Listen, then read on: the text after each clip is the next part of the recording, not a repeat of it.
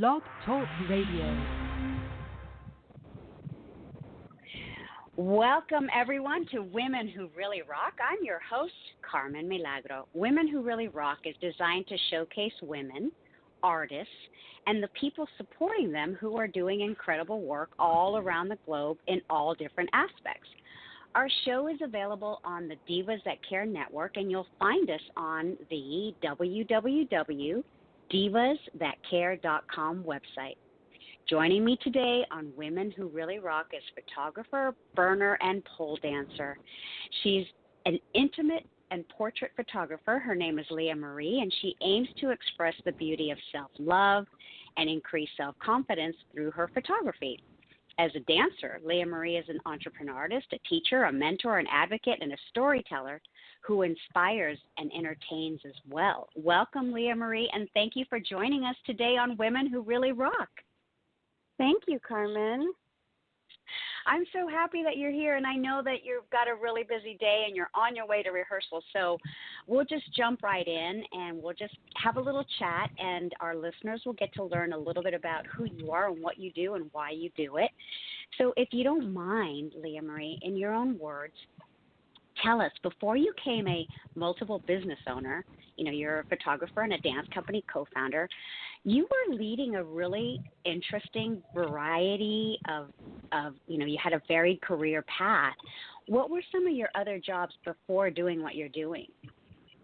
So in college I studied biology and zoology, and then right out of college I got an internship working in Miami with the dolphins and the sea lions and the killer whales. And it was a very intense internship. I think I was one of 12 that started the program and one of two that actually ended the program.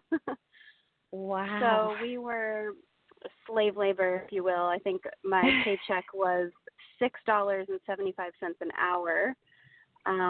Doing all of the cleaning and the fish prep, but it was wonderful. I got to, experience these animals firsthand, and I knew that's definitely what I wanted to do. So for the next 5 years after that, I worked with dolphins and sea lions and killer whales and otters and seals and all the other marine life as well, kind of changing from one location to the next, because it really is very an area-specific type of work. Sure. I moved to California. I worked in the Caribbean, and then I came back to California. So that was my past life, if you will. Right. Well, and the reason I bring it up is because I think that there's a lot of people who, they start out in one direction and then they pivot and they end up in another direction. And to me, I see that all of those experiences are what helps an artist be who they are, because in my opinion, all of that experience starts flowing into your artwork. And I was wondering if you could sort of tell me, from that work experience, that life experience that you had, what were the top 3 work habits that you learned that you currently apply in your life as an artist? Oh, that's a great question. I think, it starts even before that, to be honest. I've been dancing since I was 3 years old, and I think going to dance class, since I was just a child, I think has taught me probably the most essential things that I've learned and carried on throughout my whole life, which is, the dedication to your craft, that motivation that keeps you there, the love for the art. I think there's probably a little bit of harsh judgment that I have on myself that I carry on, unfortunately. But yeah, that dedication as a dancer, I think, has really fueled the hard work that I've had to endure. Sure, absolutely. And that's what I was getting at. I think that sometimes people tend to put others in separate categories. Oh, you're a businesswoman, so this is who you are, as opposed to saying, well, we can be all of these things. An artist can be an entrepreneur. An entrepreneur could be an artist. So that's kind of what I was wanting to, have us talk about, is the fact that you have this upbringing of, discipline and dedication. I would suspect that this is partly how you've been able to take what you love as a photographer and a dancer, and you're, a multi-business owner. You've got your photography business. What types of photo shoots are your favorites? Like, what do you love to do when you're working with your clients? What's your favorite type of shoot? Hands down, maternity is my favorite. I think there's something magical about a pregnant woman. She literally glows, and I don't understand why a pregnant woman's skin is just beautiful and their energy is doubled. So that's absolutely my favorite thing to photograph. Just the female form in general. Right. Since I have a lot of practice, as a dancer, looking at my own body and what my own body is doing, I'm really able to translate with my clients and make sure that what they're doing and when they're posing, that also is the best side of them. So, maternity it's definitely my favorite. That's wonderful. I did not know that. So that's something new that I've learned about you today. I know that is, the way that you see the human body and you see the female form, that to me is such an amazing way that you are helping your clients, that, because it's not easy for everyone to be in front of the camera, right? Like, there's this thing that happens to us. And so I feel like because you have this ability to make people feel so comfortable in front of the camera that their self-confidence shines through. I know that some of the tips that I learned, because you and I have worked together, and you helped to put me on, at 53, 2 years ago, you helped to put me on the front cover of a magazine, which, that to me was impressive because I never thought that would happen. But amazing. I know for me, what you did was incredible. And if you could just share with us really quickly, like the top things that you would say to your clients as you're getting ready to shoot them, what do you say to them to make them feel so good about themselves? Fiction. I think that as much as it's more happening in your face. If you're unsure, that's going to come across in your face. And so I like to say smile with your eyes and just any kind of other things. Sometimes I'll have my clients raise their eyebrows, and instantly it's like, what does that even mean? So then you start thinking like outside the box of like, I don't know what this girl's talking about. And then it creates laughter, and it creates, this honest, genuine expression. So kind of anything that I can get, from the face in the way of comfort, just having conversations about life, anything that gets you away from the photo shoot, that makes you feel more natural or more at ease. Right. That I can help my clients do. I love that. I love that. Now, we're going to switch gears a little bit because I also wanted to focus on the fact that your other business called Flux Vertical Theater. Yes. Why did you decide to start this pole dance company? And do you and your team find yourselves fighting a stigma that may be attached to that term pole dancer? Oh, absolutely. I mean, even my best friends will still call it a stripper pole, which is totally, it's totally fine, but, I also have to remind them it's not just a stripper pole. It's used for many other things. Right. And nowadays I think that it's becoming a little bit more viewed and desired as not only, used in the clubs, but also used for artistry and for athleticism, Right. and working out and that kind of thing. So it's a multi-use apparatus, that's for sure. And no one way is the correct way. Myself, I am not an athlete. So I don't tend to consider myself, one of the ladies that uses it to work out and to do all the crazy pole tricks. I mean, that stuff is incredibly impressive, but that's just not what I do. It's not what I'm passionate about. So I use the apparatus more as a dance partner, and it's more of it's a way to dance and to express myself with an apparatus versus using it for athleticism or using it in the clubs. And those are just 3 examples. There's many more, Sure, absolutely. And I know that as a dancer, you mentioned earlier that you started at the age of 3 taking dance lessons. What other styles of dance did you focus on, and do you apply them to your routines with the apparatus, with the pole? Oh, absolutely. I think I've literally tried everything. So my first ever competition piece on a pole was actually a tango. So I used the pole as my tango partner.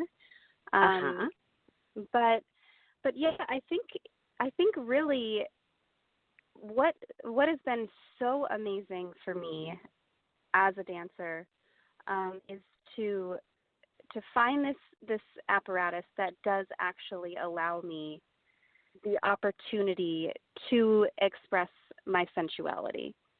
And before I started pole, I was very much a ballerina, if you will. Classical, traditional. Yeah, classically trained.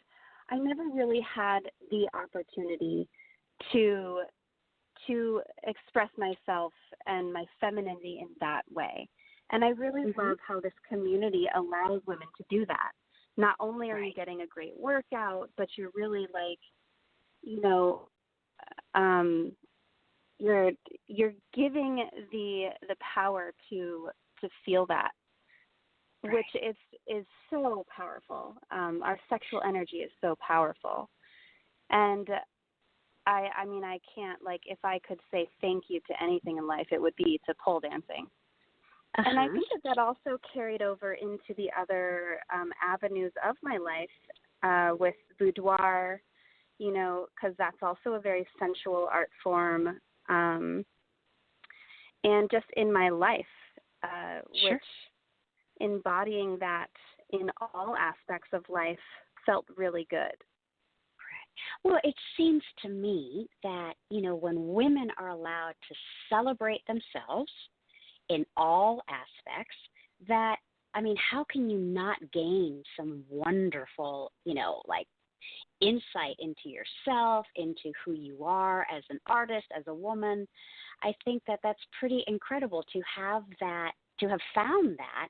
And I know that you also share that. You teach these classes as well, don't you? Yeah, I definitely do. I teach workshops more often than weekly classes, but and my pole dance company as well. I'm one of 2. My partner and I have, led this thing into something that's really grown. And it's been definitely a journey. Yes. I think it's so wonderful because I think as an artist, as a businesswoman, not only are you celebrating yourself, you're celebrating the female form, the female body, female strength, all of that. And you are helping other women find that. So to me, I just think that what you do is pretty incredible. And I can only imagine that it also translates into your photo sessions. But you also take it, you're taking it to the desert. If I recall, you're on your way to your rehearsal. Would you mind sharing where you're taking the show, right? You know, like what's this latest project that you're working on? Lux Vertical Theater hosts shows in many different places. We actually started out at the Mitchell Brothers, which is a strip club in the city, and they have this gorgeous theater called the O'Farrell Theater. So that's literally where we got our start. We've also performed and produced shows at Revival Bar and Kitchen, so literally inside a restaurant.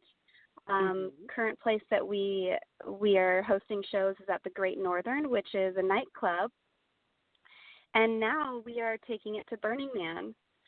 So that's exciting. Congratulations. Yeah, super fun. We will be hosting our Triple X show, which we encourage our performers to, if they feel so inclined, get naked and perform. And it's not just a pole dancing show, it's a pole and a dance show. So we like to celebrate other art forms in this show as well. And we are at Dustfish, which is our camp's name. And our show is at 8 o'clock on Friday night. And that is on the Esplanade at 9:30. If anybody's listening and wants to come see the show, that's when it is. There you go. So you'll be at Burning Man on Friday. That's pretty exciting. This is the first time that you've done this, and I hope that you get to do it every year. I do hope to go to Burning Man at some point in my life. At some time, I'll make it happen. But I'm really excited for you. I mean, I know that you've got to go pretty soon for your rehearsal, but before we go, I just wanted to, sort of kind of wrap this up with like a nice little bow. You've started 2 companies. You've been a dancer all your life. You wear all these different hats as an entrepreneur. That's what we do. You've also accomplished so much already in your life. What do you see that's going to be happening next for you?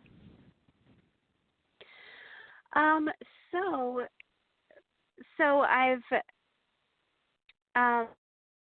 expanded my photography business. I'm also doing photography for business entrepreneurs and small business owners, business teams, things like that. So I just launched a new website, and that's leahmariestudio.com. So that's where my photography is also expanded. And as far as Flex Vertical Theater, we are actually in the process of looking for a physical space. And hopefully, cross your fingers, we will have our own annex where we'll be able to have rehearsal space and host workshops and classes and things like that. Right now, we're just kind of a performance company, but we want a home. So that's what we're looking for in the moment. Yeah. Oh, I'm sure you're going to get it. I'm sure of it. I'm so certain, and I'm so excited for you. That sounds like you've got your business plan in motion. You're doing the work to get it done. You are helping women feel really good about themselves. I'm just so excited for you, and I'm so happy to have you in my life. If you don't mind, why don't you go ahead and let everyone know how they can connect with you on what social media platforms, and maybe spell out your website address as well. Oh, right. So the boudoir business is called LM Photography, and it is L as in Leah Marie and M as in Marie, my initials, but I don't spell it that way. So I spell it ELLEAIME, and that actually translates in French to she loves, LM. Wonderful. Yeah, so it's a little play on words. It's confusing for most people, but when I get to tell the story, I think the story is memorable. So I'm happy to correct people when they said, Ellie, Amy. Oh, no, it's not that. It's Ellen. So you can find my boudoir website. It's ELLEAIME photography.com. My brand new website is Leah Marie Studio, LeahMarieStudio.com. And you can also find fluxverticaltheater.com. We spell theater with an R-E. I know it can also be spelled with an E-R, but we are dramatic. It's theater. Yes. Flux is FLUXVERTICAL, and theater THEATRE.com. Great. Thank you. I appreciate you taking your time. I know you've got to get into your rehearsal headspace, so I really, really appreciate that you were able to stay with us and share some insight about what you do and why you do it. Do you have any last words that you'd like to share with our listeners? That's it. Thank you so much, Carmen. Actually, so I am on my way to a rehearsal right now, and it's for the Soiled Dove. And I also dance with a dance company called the Vaudeville Society. Yes. Our show is a dinner theater, and it does open September 20th in Oakland, right across from the Uptown. And we're going to erect a giant circus tent, and there will be a dinner and a show, and it's spectacular. And so I would love for everybody to come out and see that. Great. Thank you so much for sharing this information. Thank you for taking the time with us. We do have to say goodbye, but I just wanted to give you a special hug, a virtual hug, Leah Marie, because you are an inspiration. You're an artist. You're a businesswoman. You're a burner. You're a pole dancer. You help other women feel good about themselves. I'm really happy that you were able to join us today on Women Who Really Rock. You really are a woman who's rocking as an artist, but also as a human being. So thank you. Thank you. Thank you so much, Carmen, for having me. You're it was welcome. Awesome. Good. I'm so glad. We got to accompany you on your way to your rehearsal. And thank you to everyone for tuning in to our Women Who Really Rock podcast. We want to be able to uplift you, inspire you, and do that. Doing that, we want to showcase other women and the people who support them. We want to focus on good, positive vibes and happy stories from all around the globe. Until next time, I hope you are really rocking it too. Remember, you can find us here on the Divas That Care Network, and that website is www.divasthatcare.com. Have a great day, everyone. Enjoy the rest of your day.